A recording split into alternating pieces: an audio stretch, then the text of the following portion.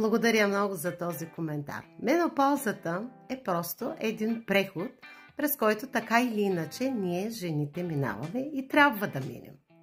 Да, има различни оплаквания при всяка една жена, като вид и като степен на изява.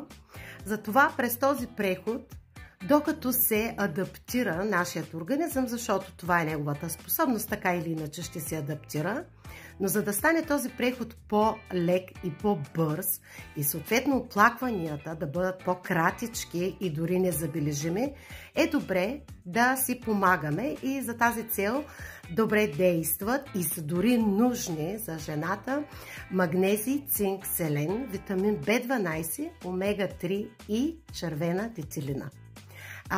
От една страна помагаме на нервната система да стои в покой, на мозъка, на нашето настроение и съответно движението на хормоните. Желая ви един прекрасен преход през менопаузата.